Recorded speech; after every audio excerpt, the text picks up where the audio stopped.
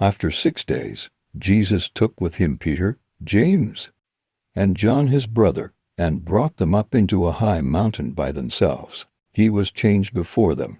His face shone like the sun, and his garments became as white as the light. Behold, Moses and Elijah appeared to them talking with him. Peter answered and said to Jesus, Lord, it is good for us to be here. If you want, let's make 3 tents here, one for you, one for Moses, and one for Elijah. While he was still speaking, behold, a bright cloud overshadowed them. Behold, a voice came out of the cloud, saying, This is my beloved Son, in whom I am well pleased. Listen to him.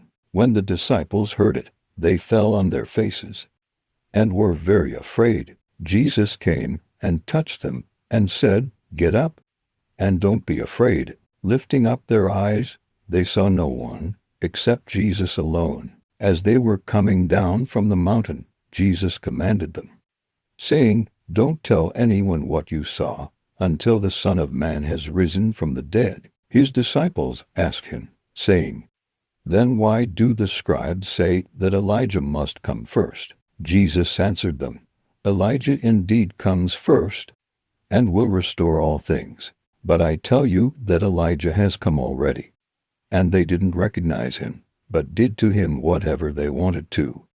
Even so the Son of Man will also suffer by them. Then the disciples understood that he spoke to them of John the Baptizer. When they came to the multitude, a man came to him, kneeling down to him, and saying, Lord, have mercy on my son, for he is epileptic and suffers grievously, for he often falls into the fire, and often into the water. So I brought him to your disciples, and they could not cure him. Jesus answered, Faithless and perverse generation, how long will I be with you? How long will I bear with you? Bring him here to me. Jesus rebuked the demon, and it went out of him, and the boy was cured from that hour. Then the disciples came to Jesus privately and said, Why weren't we able to cast it out? He said to them, Because of your unbelief.